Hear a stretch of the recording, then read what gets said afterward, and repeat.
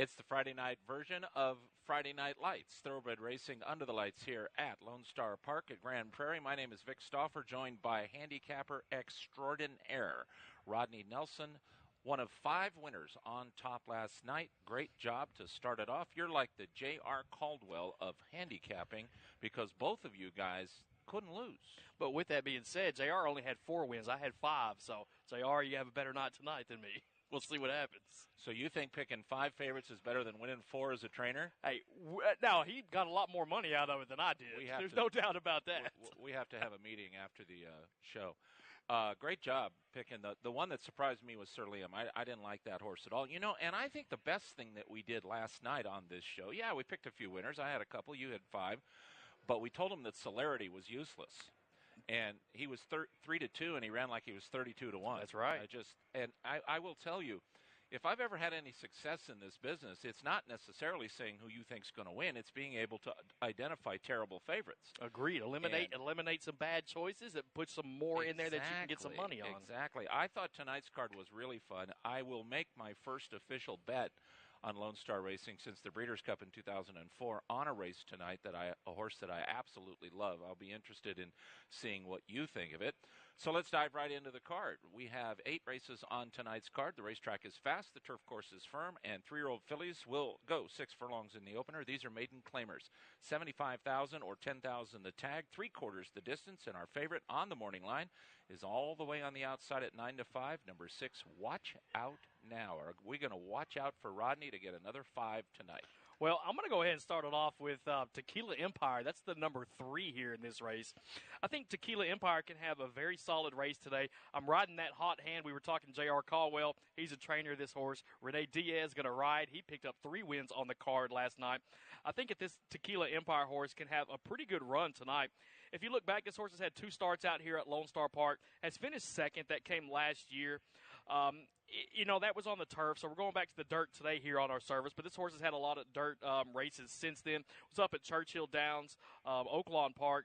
Most recently, 2 races at Sam Houston. Didn't finish very well in either one of those, but this horse has taken a sharp class drop tonight. I think it's going to set up well here for the 3 Tequila Empire. Look at our numbers. 3-2-6-5. Right on the dot. 3-2-6-5. That might not happen again the rest of the meet. I agree with you about Tequila Empire, partially because of Caldwell, even though now I have a feeling anybody who was here last night is kind of blindly bet Caldwell tonight, which could be to our detriment if we like horses that he has, because they could end up a tick or 2 lower than they really ought to be, including one later that I really don't like at all that's going to be an even money favorite. But the thing about why I landed on Tequila Empire is that I think that both the favorite and the second choice have real reasons why they're not really great bets. Watch Out Now. Steve finally dunked this horse in as far as he could to maiden 75 last time at Houston. They made him 3-5 in a 5-horse field, and he couldn't get the job done. So now you're just on, okay, well, let's try him at Lone Star and see what happens. But, boy, at 9-5, I can't do that. And then you have Leprechaun Charm. Now, he ran for maiden special weights at Delta, but how often do you see a first-time starter at Delta, trained by Carl Broberg and ridden by Tim Thornton, that goes off at 9-1? So I have a feeling that they knew he wasn't much either at that, or she wasn't much either at that time. And, boy, they didn't give her a second chance in maiden special weights or maiden 25. They just said dunkaroo and in for 7,500. So she might not be all that shiny as well. So all that being said, I'm right with you. Let's have a little glass of Tequila Empire in race number 1. Claimers, 3 and up. Now winners of 3 in the life. $5,000 the tag. This is a flat mile. We'll go 2 turns here in the second, where the favorite on the morning line is Fearless Prince. This horse was claimed off Austin Gustafson. That's kind of like tugging on Superman's cape. Can Rhonda Tooley get Fearless Prince into the winner's circle? You know what? I'm picking the number 1 Fearless Prince here in this spot. You know, this horse has been able to show some good speed in those races. I don't think there's a ton of speed in here. I think this horse is going to be out there and be on the lead early. Last time out, this horse was in for a $15,000 tag, in for $62,500 tonight. so taking a drop as well. If you look back at Sam Houston earlier this year when Austin Gustafson had the horse, was a winner at 6 furlongs. So we're going to go around 2 turns tonight here at this 1 mile distance. Fearless Prince has run a mile 6 different times in his lifetime, has 1 win, a couple seconds, and a third to show for it. So 4 out of 6, this horse has been able to get up and hit the board. I think the Fearless Prince can have a good run here in the second. I picked that horse second. I couldn't bring myself to pick him on top because of a couple of things. One, it is very difficult to claim off Austin Gustafson. We know that. These are non-threes, 21 starts, 2 wins, and 7 seconds, and that threw up a little bit of a red flag as well.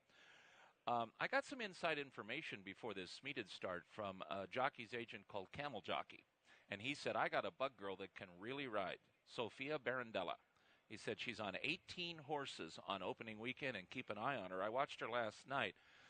She did fine for the stock that she was on. She really had to pedal pretty hard on a couple of them, but on a live horse, I think she can win, and she's on the horse I picked here, and that is FJ's Gem. I never mind getting the weight. This horse was claimed last time out by Cesar Govea. Put Sophia on and didn't run a bad second. If he can repeat that race that he ran second last time out at the fairgrounds, Fearless Prince would actually have to run about a 2-year top to beat him. He's run races in the past that can, but not recently. So I think FJ's Gem is the right horse in race number 2. All right, before we move on, a little trivia for you. You got me with some last night. Yeah, I got more for you tonight. All right, well, you were asking me last night when we first started about some of these guys in Texas, how they do, right? Yeah. All right, so let's take a look at the owner-trainer of the number 6, Ernesto Torres. Okay. All right, I don't know if you know much about this guy, but Ernesto Torres, he trains Arabians, quarter horses, and thoroughbreds out here, and he was the one that picked up the Darley Award for the Arabian leading trainer this year. So That's he was the cool. Darley Award winner. And he is the owner-trainer of the 6. I got the horse picked third.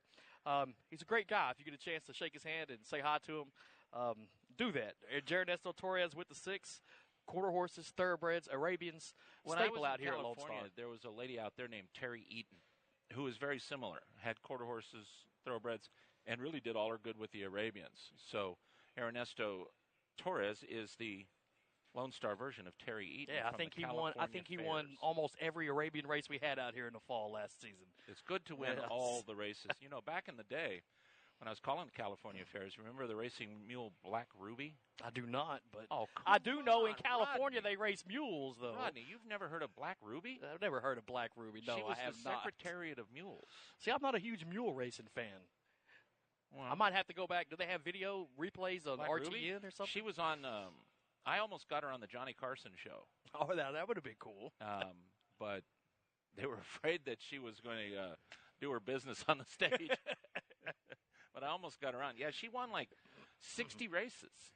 And she had a nemesis, too. When you're a good horse like Affirmed in Aladar, you got to have a nemesis. Beholder and Songbird. Well, Taz was Black Ruby's nemesis. And every once in a while, Taz would outrun Ruby. And so they actually had a couple of match races. Once upon a time, they had a match race in Pomona, and Black Ruby's regular rider, Jim Burns, rode her.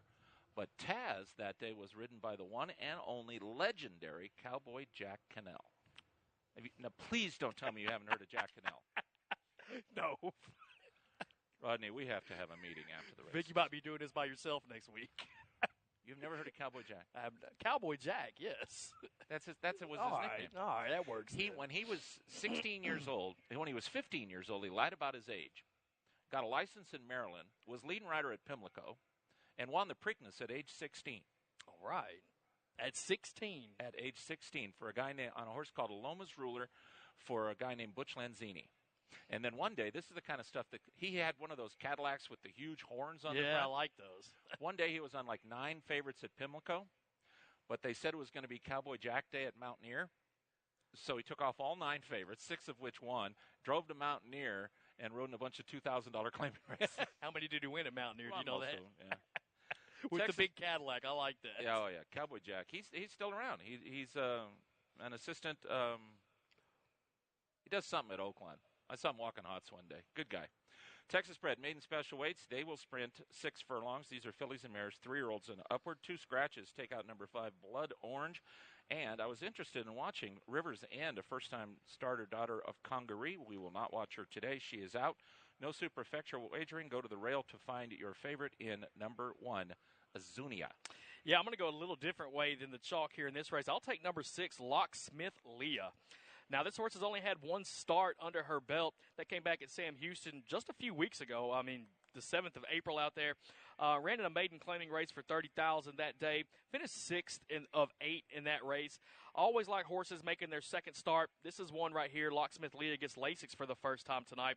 If you look back before that race, I mean, this horse fired a bullet workout, so who knows what happened in that race. Was quick enough in that work on the 24th of March to run 1 of 30 in the morning.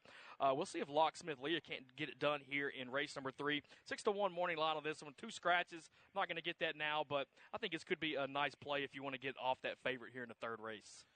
Yeah, she's kind of interesting. They ran her against Open Company, too, at Lone Star, or at Houston, rather than against Texas breds. So she tries state breds for the first time. I think as Zunia is going to win.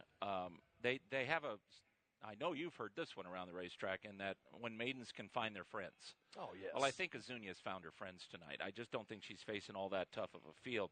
She seems to be curving towards her best race, except you have to pitch the second to last race, which I think you can, because the first and second finishers in that race both came back to win. And that day, Azunia was drawn in the 12-hole in a 12-horse field, and that's not easy for young horses to deal with. Came right back out of that to finish a good 3rd. Her numbers are progressively getting better. Carlos Padilla and Iram Diego. This is one favorite that I think will get the money. Number 1, Azunia, in race number 3. On to the 4th.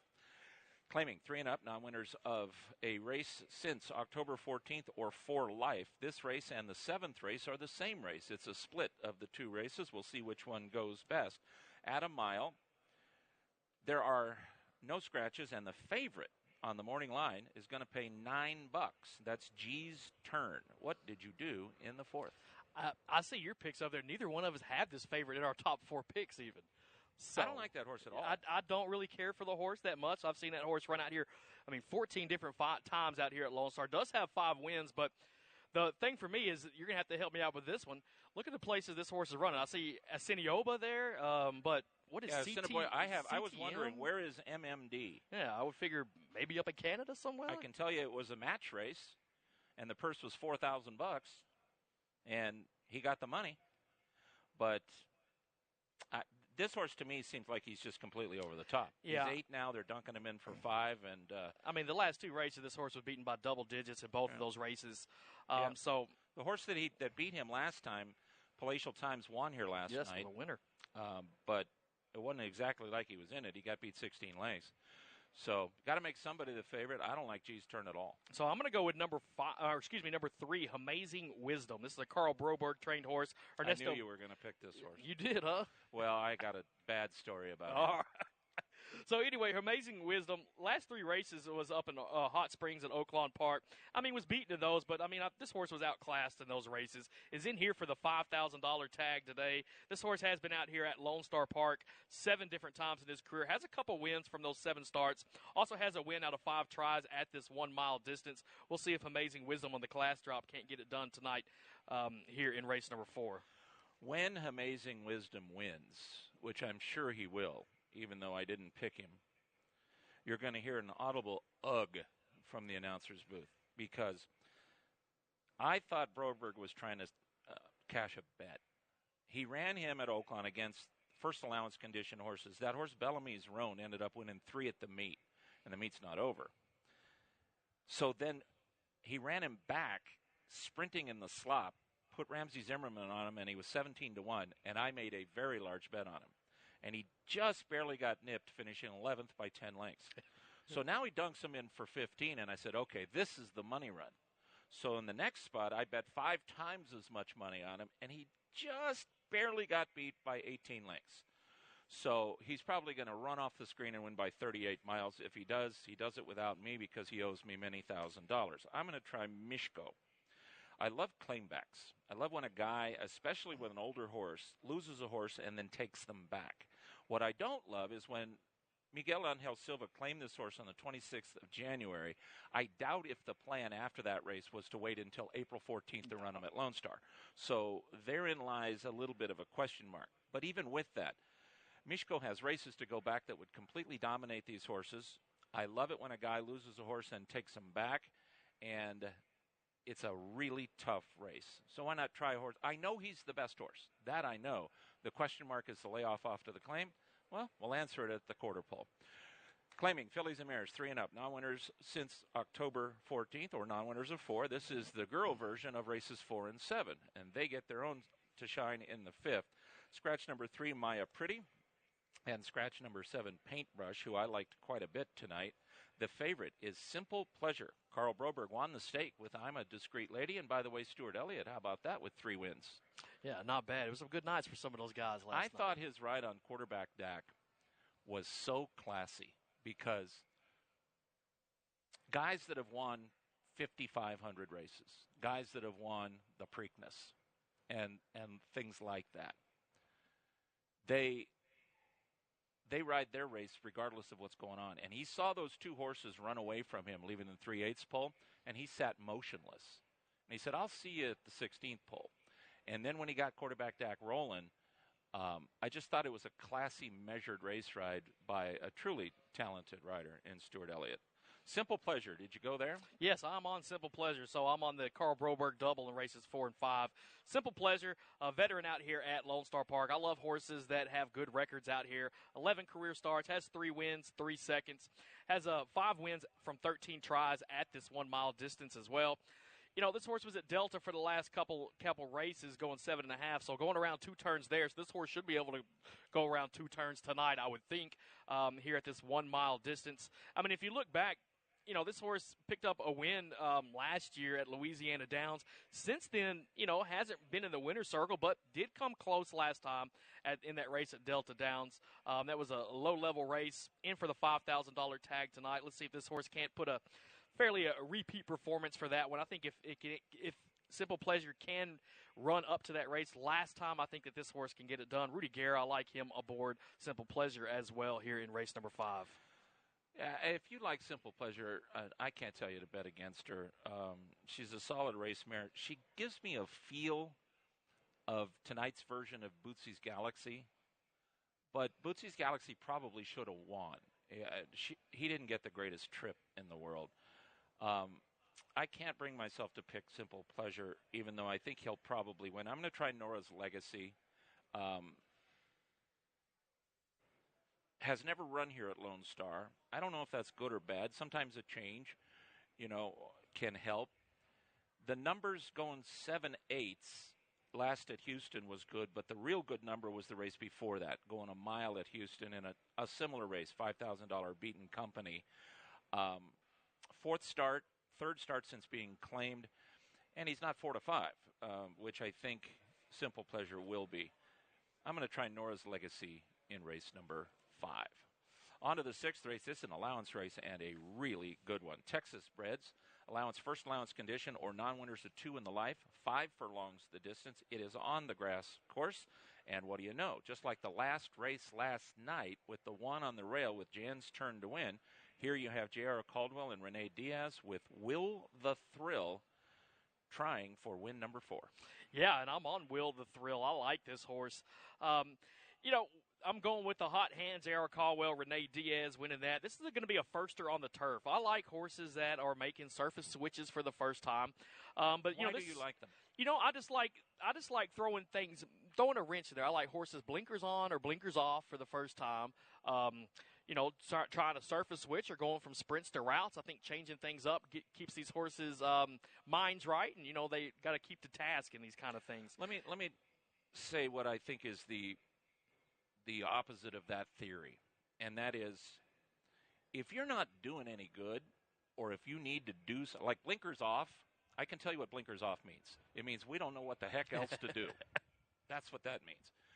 But when I understand a changeup or surface off or surface on and all of that, but I would think it would be to try to turn something around. You don't need to turn anything around with this horse. Has been solid as it is, yeah, right? I mean, you know, maybe a dirt race didn't fill and he's doing so good or whatever. But to me, he's a massive question mark at 8 to 5. Yeah, and you know, I defer the choices of which race to put it in to the trainer, especially JR. You know, 4 wins last night. He must think that this horse has a good shot here on the turf tonight. He wouldn't be in this one, I wouldn't think. I would bet my Bears tickets that if he could have run this horse on the grass, he would have. So I don't think he said, well, we just run out about $8 million.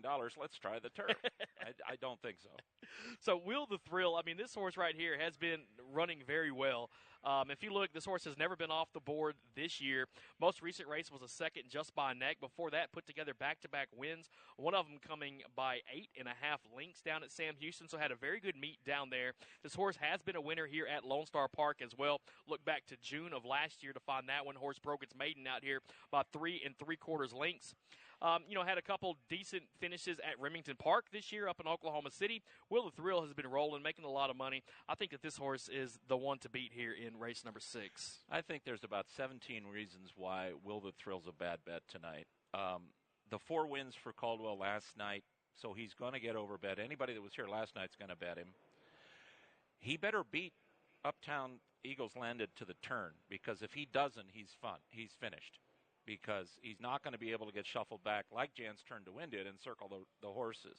And then you have the inside post, but the biggest thing is trying the turf. One other thing is, I guarantee you that in that last race, when they went 22-4, 46-2, and he was a length and a half in front of mid-stretch, they started walking to the winner's circle. And he blew that lead. So I think you have a bunch of tiny little chinks in the armor that make Will the Thrill a bad bet tonight. I'm going to try Uptown Eagles Landed. That race at Sam Houston, if repeated, will probably win. It was the first race since September of last year. And I think really all he's got to do is outrun Will the Thrill to the 3/8 pole. If he can get there first, I think he can get to the wire first. Man, he's 3-1. I'll try him. Number 3, Uptown Eagles Landed for me in race 7. Late daily double time. Let's take a look at race number 7. It's the same conditions as the 4th. It's a split race.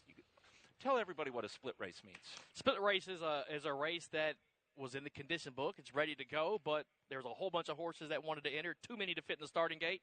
So basically they split it in half, run half of them in race 6, half of them race 7. That's exactly what they do, and they also do when they have a particular group of horses and they see that a trainer has one in the race, they'll announce out on the backstretch, we're taking doubles in the 3rd race, which means if you got another one for this condition and you didn't want to run against yourself in that race, what you can do is enter another one, we'll split them, and you can run in 2 different races. So that's an interesting thing. I always think split races are interesting because you take a look at, and so many times I've seen split races where the horses that ran 1, 2, 3 in the 4th would have got nothing in the 7th or vice versa. So I think that's very interesting. Frau Moro.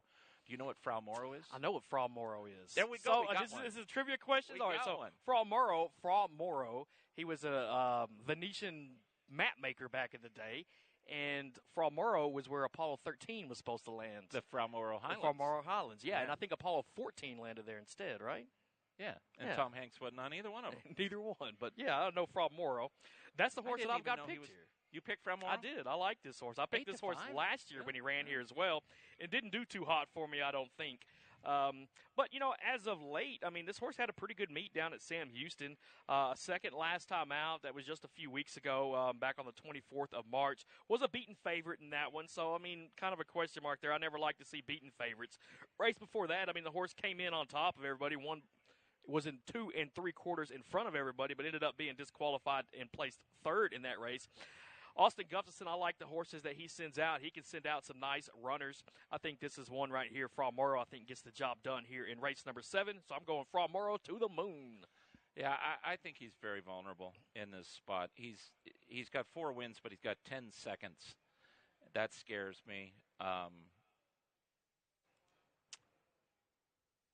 He's okay here at Lone Star.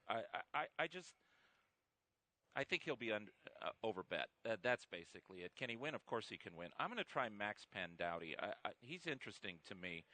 Now, as we talked about, this race is non-winners of a race in 6 months or non-winners of 4 in the life. So most of the horses that are eligible for this race haven't won in forever. But Max Pandowdy gets in the conditions because the race that he won just a couple of weeks ago was a non-3 life. So he gets in because he can get in under that non-4 condition. And sometimes a sharp, in-form horse can beat horses that haven't run in a long time. The win down at the fairgrounds was pretty good under Deshaun Parker. They liked him that day. He was 5-2, and he'll need race shape because he comes from 86 miles out of it. But last night, you could tell that this racetrack was beautiful. Inside could win, outside could win, on the lead could win, from way off the pace could win. So it was a perfect non-biased racetrack. He's 10-1, and I think we're going to get this bug girl into the winner's circle. Sophia Barandella on Max Pandowdy. Have you ever had apple Pandowdy? I have not. Do you know what apple Pandowdy is? I do not. What is Pandowdy? You're killing me. Chrissy, get me the big knife. I need the big knife, Chrissy, because I'm going to cut my own throat. You don't know what apple Pandowdy is? I do not. Explain this. This is something that we have down here in the Lone Star State. It's like apple pie on steroids. It's just like the greatest thing ever invented. Well, if you like the greatest thing ever invented, I'm going to take you over to Zavala's Barbecue down the street. I knew you were going to say barbecue. Did you? Zavala's is the best. It's one of the tops of the state now. The best barbecue on planet Earth is in Berkeley, California. Oh, that's hard to believe. It's called Everett and Jones. Look it up. All right. James Brown, whenever he had come to town to a concert, the first thing he did was say, "Ha! I'm going to Everett and Jones." I know James Brown. The best barbecue on the planet, believe it or not, is in ultra-liberal Berkeley, California. Race number 8. This will wrap it up. It's the Midnight Handicap Maiden Special Weights 3-year-old fillies on the turf course at 7 1/2 furlongs. I don't like. I love a horse in this race. I'm going to make my first bet of the season. First, I want to know who you like. Is it Oil and Candy? It is not, but it is Tiz a Knockout. I think this horse is going to deliver that knockout blow tonight in the nightcap. Tiz a Nightcap, 3 races, all of them on the turf so far, all of them coming down at Sam Houston in this calendar year. We're going to see this horse out here tonight for the first time. Last time out, this horse ran second, a third before that. This horse has been improving, it seems like, every time out. All 3 of those races that this horse has run have been route races. 7.5 tonight on the grass. Let's see what happens with Tiz a Knockout, but I think this horse can have a good run here in the last race of the evening. You know, we talked last night about how you have that sort of evolving into a win, and Tiz a Knockout has exactly that. 7th, 3rd, 2nd, doesn't have to run back against the horses that she finished behind. I think she's very solid. To me, there are 4 stories in this race, but one of them comes at a much bigger price. So let's go over it. Oil and Candy deserves to be the favorite. Ran 3rd on the turf first out. Steve let her run on the dirt last time. They made her 3-5 anyway. Why you would do that when they took the race off the turf, I don't know, but they did, and she finished a nondescript 3rd. But a big player. Tiz a Knockout for what you said. Low profile is very interesting because she comes out of the same race as Oil and Candy and actually finished in front of her in that race. But then you get to a horse that I like, and it's number 5, Occurrence. Here's a horse that ran twice at Zia Park sprinting, once 5.5, once 6, and then they took her over to Sunland, put the blinkers on, and she ran lights out big at 20-1, beating a length and a half. But who is to say that this daughter of Cross Traffic isn't going to really like the turf? She's got tactical speed. They're all question marks, I guess with the exception of Tiz Knockout on the turf. She comes from a 24% barn, and she's 12-1 on the morning line. This is the kind of horse that I make big bets on. And I'm going to make a small bet on number 5, Occurrence. You made the right choice by joining us for Friday Night Thoroughbred Lights here at Oaklawn. First post time is 6:35. I'm going to go upstairs. We're going to hear the national anthem, and I'll give you the changes for Rodney Nelson. I'm Vic Stauffer. Enjoy your night here in Grand Prairie at Lone Star Park. Good luck, everybody.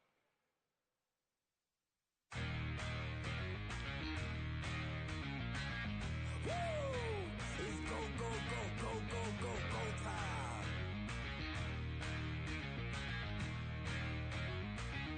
Tick, tick, boom. We're bringing the noise. Go, baby, we bringing our toys. Separate men from the boys. Chopper be singing, should be on the voice. Bang, bang, we gon' ride out. Gang, gang, we don't die out. Want it like this, ain't no timeouts. Tell me who really gon' find out. Rowdy, we get rowdy, rowdy. Rowdy, we get rowdy, rowdy. We be disturbing the peace. Working, we serving the streets. About to go in, going beast.